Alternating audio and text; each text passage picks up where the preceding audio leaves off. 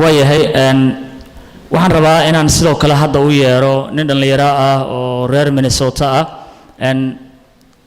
kana tirsan dadka dhaqdhaqaaqa ama wax qoraa ee Soomaaliyeed ee ka hadla arrimaha Soomaalida magaciisu waa Cabdiqaadir Maxamed Cusmaan waxa uu ku magac dheer yahay Cabdi Boqor waxa ninkan ahaan jiray reer Malaysia waxa uu maamul ku xigeen ka ahaa kuliyadda maamulka iyo dhaqaalaha jaamacadda Al-Madiina ee jaamacaddaasi caalamiga ah waxaana sidoo kale jaamacaddaasi uu ku ahaa Cabdi Boqor macallin marka waxaan rabaa inaad ila soo dhaweysaan Cabdi Boqor oo halkan kaga hadli doona mawduuc ku saabsan midnimada bismillahir rahmanir rahim alhamdulillahi rabbil alamin wassalatu wassalamu ala ashrafil anbiya'i wal mursalin sayyidina muhammadin wa ala alihi wa ashabihi wa man tabi'ahum bi ihsanin ila yawmiddin wa ba'd guddiga iyo guddoonka qabanqaabada xafladan qiimaha badan xiriiryaha xafladan qiimaha badan Maxamed Faarax Talyaani madaxda kala duwan ee jaaliyadda ummadana Soomaaliyeed ee gobolkan Minnesota ee lagu magacaabo qurba joogta caasimadda qurba joogta Soomaaliyeed bahda saxaafadda bahda fanka iyo fanaaniinta aqoon-yahanka culamaa diinka hooyooyinka dhalinyarada mudanayaal iyo marweyn assalaamu calaykum waraxmatullaahi wabarakaatuh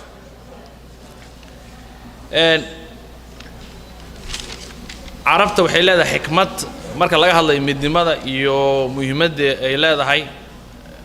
carabta waxay leedahay xikmad tiraahda almaru qaliilun binafsihi kathiirun biikhwaani oo micnaheedu ah qofku markuu keligii yahay uu yar yahay laakiin marka uu walaalkii wax ku darsado isgarabsadaan uu badan yahay meesha English ay ka yiraahdaan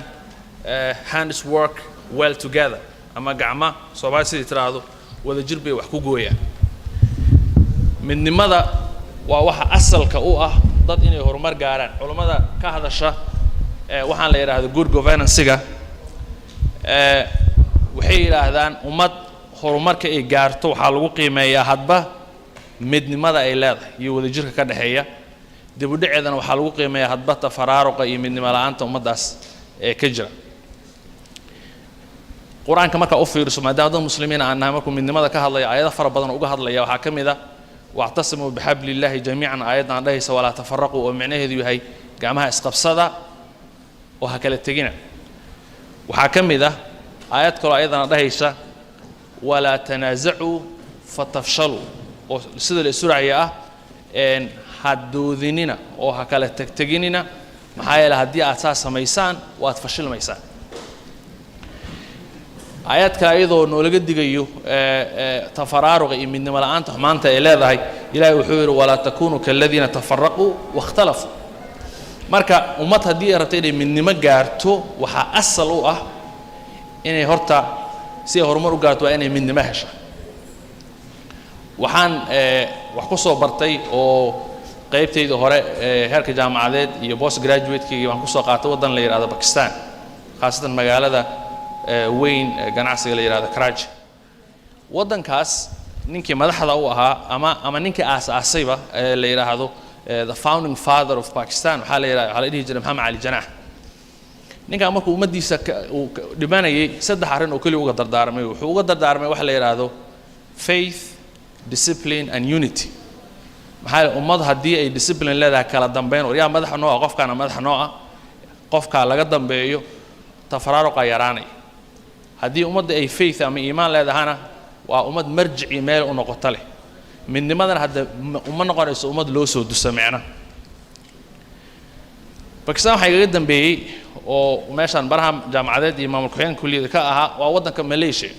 Malaysia aad la socotaan meesha anaga 1960kii xorriyadda aan qaadanay waxay ayaga qaateen 1957 waa 3 sano oo kaliya ayay naga horeeyeen waxa ilaahay siiyay hogaamiye aragti dheer laha ama vision laha ee ummadda isku hayay ee midnimadooda ka shaqeeyay annaga Soomaaliya waxaana lagu tilmaamay in aan ummad dhanka diinta ka siman dhanka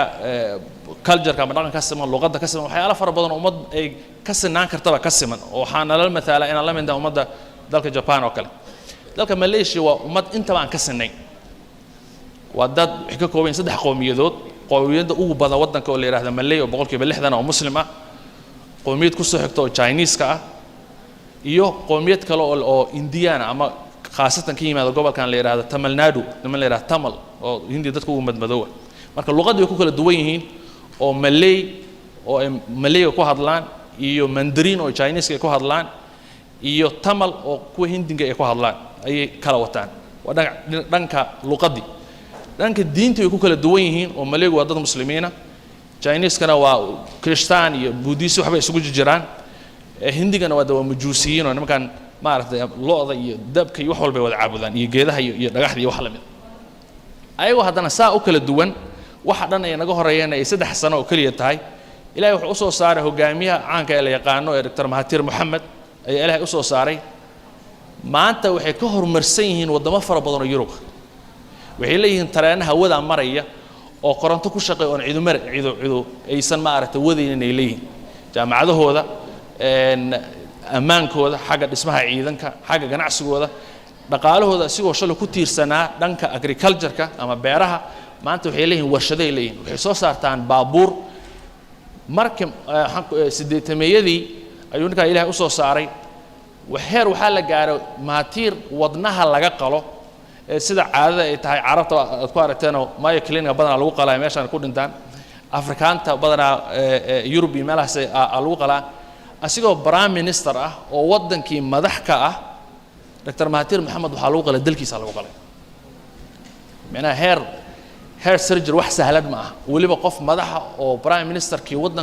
wadanka ninka hogaaminaya ah in lagu qalo macnaha waxay keenaysaa heerka uu gaarsiiyo dalkiisa dhanka caafimaadka ummadda marka saa u kala dhaqan duwan u kala luqad duwan u kala maxay raadaan midab iyo wax walba duwan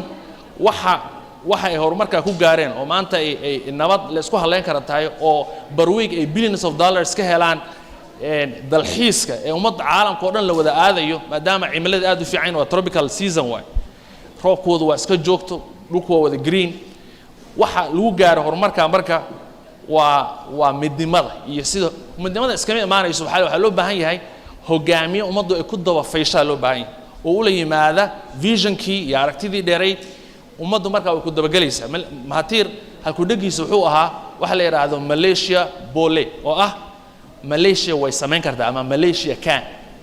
Yurub haddii ay horumar gaartay haddii ay jidad dhisatay haddii ay nabad samaysatay haddii ay caafimaad yeelatay annagana waan sameyn karnaa markaasuu inta adduunka maray wadan kasta wuxuu ka soo koobiyay waxay ugu fiican yihiin mesela haddii la yiraahdo tareenada wadankee ugu caalamka ugu sareeya ama ugu horumarsan wadankaas ka soo qaad dhinaca tareenka caafimaadka adduunka ugu horeeya wadankaas ka soo qaadan iyo wax la mid ah si wadankiisa dhinac kasta uga dhismo midka hadda madaxda ka ah prime minister-ka asagna ku dhagiisu waxa kamid ah wax la yiraahdo Satu Malaysia oo ah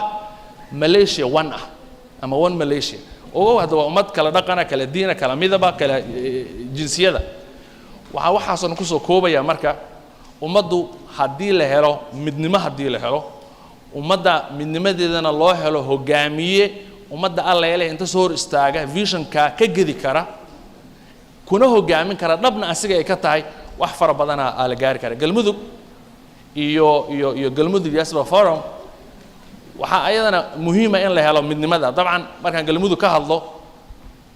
galmudug shalay jirtay iyo mid maanta jirtay way kala duwan yihiin marka dhinacyo fara badan laga fiiriyo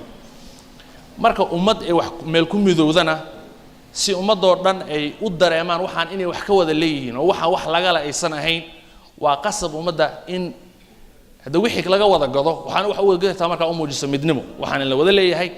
waxaan inay tahay wax in la wada xajista ay tahay haddii wixii ay noqdaan wax waa la dhisay hadafka kaliya laga leeyahay ay noqoto in ma aragtay ama meel looga qudbiyo ama safar loo galiyo wax la mid ah meel ma gaarayso waxa muhiimka waxa waaye in deegaanka laga mideeyo dhinac kasta ha ahaado mashaariic ha ahaado dhinac amni maxaa in fara badan oo kamid ah gobolka ayaan gacanta ku jirin midnimadaas asal waa marka haddii wix loo wada midaysan yahay waxa helaysaa maskax fara badan waxa helaysaa maal fara badan waxa helaysaa muruq fara badan waxa soo dhan waxay ka bilaamayaan hogaankii iyo hadda dadkii wax la wadi lahaa oo dhan midnimada ka hadalkeeda waa taariikh fara badan ay leedahay oo wax walba kaaga filan taariikhda tataarka kaaga filan taariikhda andaluska kaaga filan sidii caasimadii ummadda islaamka ee Uthmaaniyiinta Baghdad ay u dhacday ama gacanta cadawga ugu gashay kaaga filan Qudus marka gacanta gaalada ay ku noqonaysa markii labaad ayaa kaaga filan magaaladii caasimadda ugu dambeysay dawladda islaamka ee la dhihi jiray Qarnaata sida ay ku jabtay gacanta muslimiinta uga baxday gaalada ku gashay kaaga filan waxa tusaale kugu filan magaaladii Qarnaata boqorkii marka caalamka islaami haystay ee hogaaminayay ayaa duulaan u galay si uu gaalada ula dagaalamo duulaankii markuu ku baxay ayaa waxa la heshiiyay wiilkii asiga uu dhalay ee uga soo tagay caasimadii markaas wiilkii iyo waxa tashaday ciidamadii boqorkii dhamaa ee dal islaam xoreynaya gaalada dagaalamaya ayaa asigoo maqan oo fronti dagaalku maqan ay xukunka laga wareego la afgambiyo waa midnimo la'aanta hadalka mar rabin aan dheereeyo dadu waxay wax ku gaaraan waa midnimo waxay horumar ku gaaraan waa midnimo qasab ma dadka xitaa inay luqadda iyo maxay raahdaa dhaqanka iyo diinta inay xitaa ka midaysan yihiin qasab maaha example waxaan ugu filnaa midkii Malaysia ka sheekeeyay Dr. Mahathir Mohamad laakiin haddii midnimada ay muhiimadeeda la dareemo loona istaago dadku waa la midayn karaa maama Ingiriis waxay leedahay if there is a will there is a way haddii dadku ay ka go'an tahay in dadka inta la mideeyo wax loo qabto horumar waa la gaarsiin karaa laakiin waa in muhiimadeeda la dareemo loona qubaa waa mahadsantiin hadal inaan ku dheereeyo mar wassalaamu calaykum waraxmatullaahi wabarakaatuh